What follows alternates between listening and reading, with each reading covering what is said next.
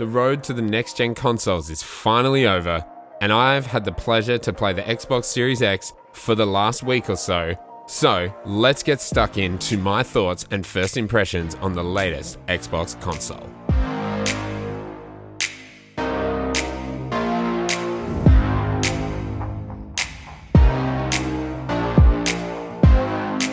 Thank you everybody for stopping by and checking out this video. As always, it really means so much to me for you guys to be watching, commenting, liking and subscribing. You know all the deal by now. If you are a new viewer, thank you for coming on this journey with me. I would love it if you subscribe to the channel, like the video, share it with your friends if you enjoy what I do.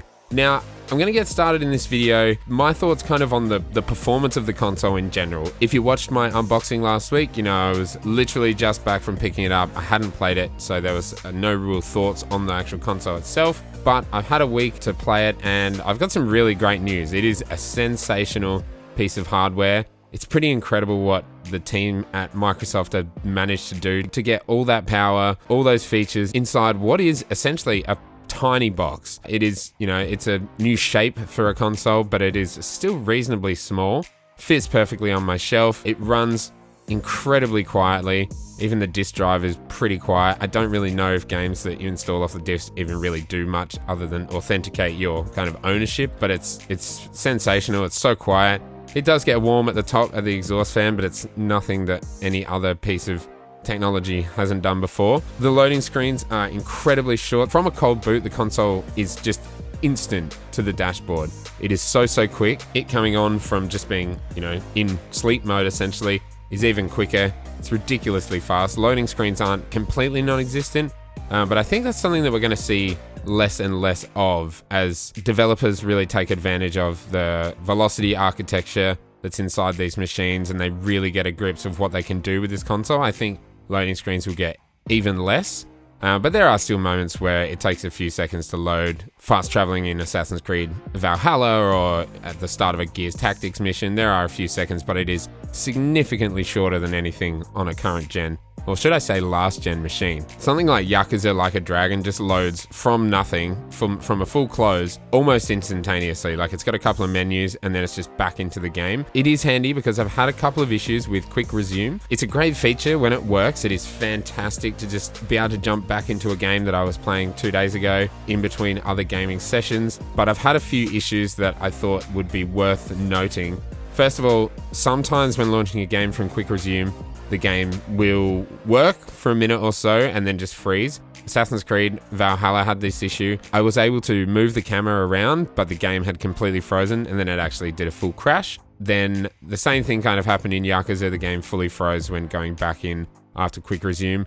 I assume this kind of thing can be patched in a firmware update or a software update on the console, so I'm not too concerned. But at the moment, sometimes it's easier just to force quit the game entirely because it just loads so quickly from nothing. So that's something to be aware of, at least at the moment. And I mean, when quick resume works, it is fantastic and it does a great job. Another thing to note, if you are still waiting to get your Series X and you haven't set it up, yeah, it is handy to be able to transfer everything to a drive and have it ready to go. Any games that are optimized for Series X though, it looks like what happens is you install the game and then you go to load it and then it wants to install the optimized for Series X patch. And this, as far as I'm aware, and let me know in the comments if you've seen anything different, this seems to be the full install of the game. It doesn't just download an enhancement patch. It just downloads the full game. So I spent the first day waiting for things to transfer and then realizing I had to download the full game anyway. This is only if it's optimized, obviously. Otherwise, it just transfers the file and it just opens if it's a backwards compatible game. Just worth noting.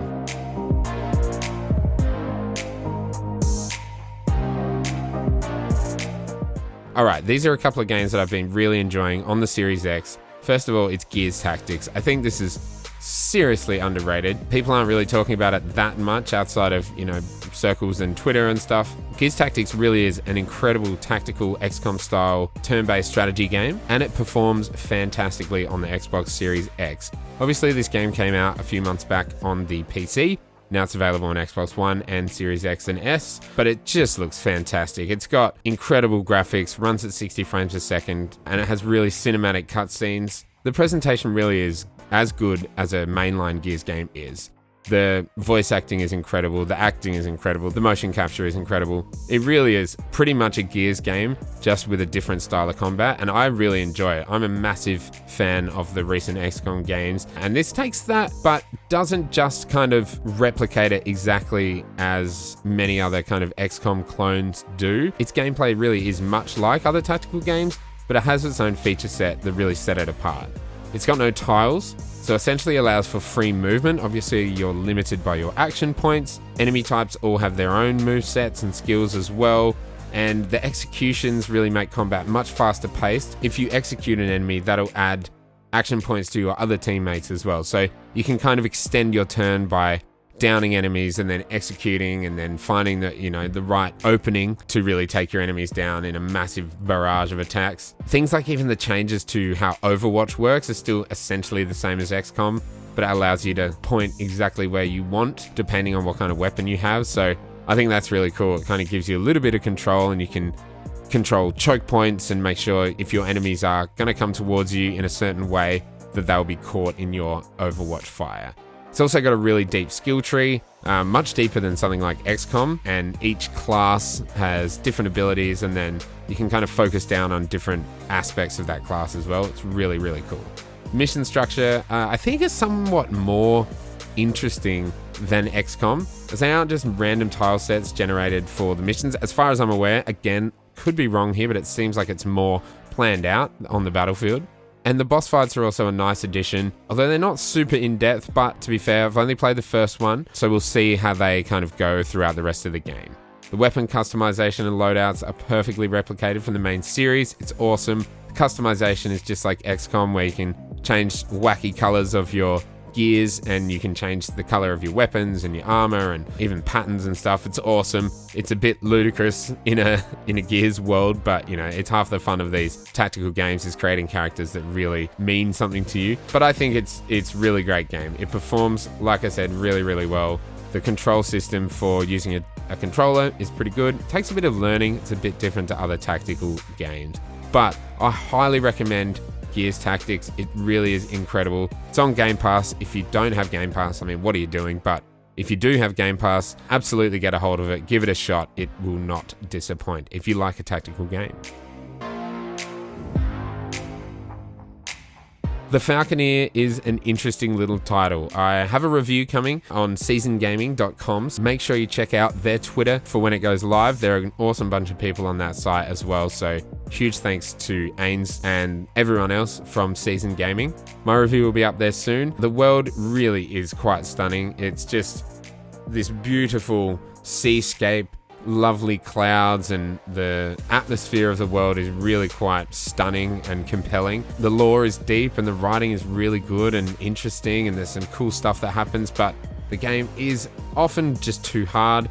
Frustrating controls and frustrating lack of checkpoints. It feels a bit loose sometimes, and it's like you can't get your bird to do what you want it to do. There's not enough money, and there's a few issues with it, but I really did enjoy giving it a go. It is a unique title, and it's something that I'm glad to see launch alongside the Series X. The music is phenomenal. I'll definitely give it credit there. And the developer, Thomas Salah, one man, has done a great job, really. Despite its issues, it's pretty impressive.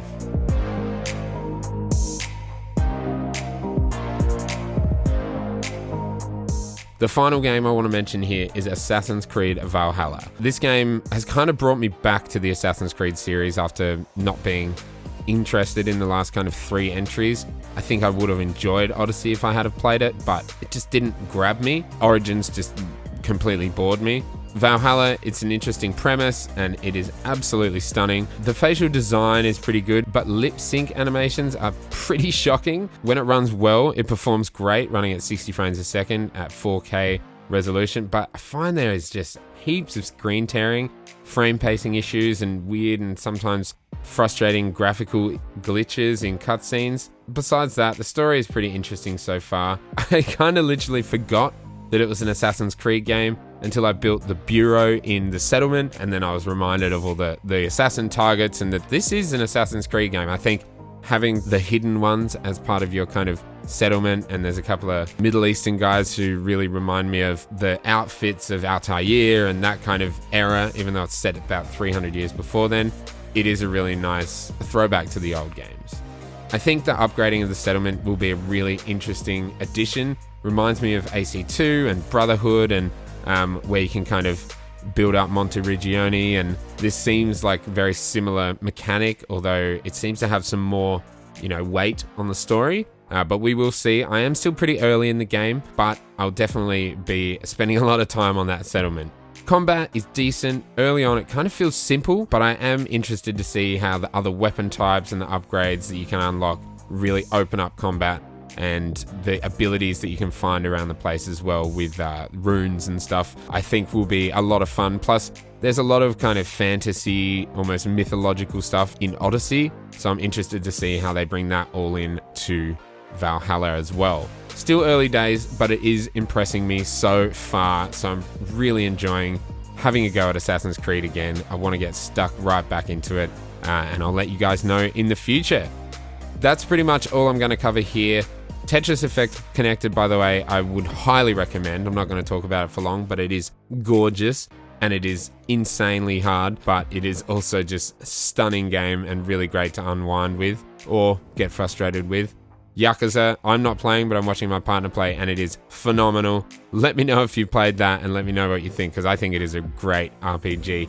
Anyway, thank you all so much for watching. This is just my basic first impressions for the Xbox Series X. It's been an amazing week, finally in new gen territory, and it is just so much fun. So thanks everybody for watching. Let me know in the comments below what you have thought of your first week with the Xbox Series S or the Xbox Series X, or did you get the PlayStation 5 if you are part of the 7 countries that did get it early. Let me know all your thoughts in the comments below. Give me some ideas for some upcoming videos. What do you want to hear from me? And I'll talk to you all again soon. Until next time, peace.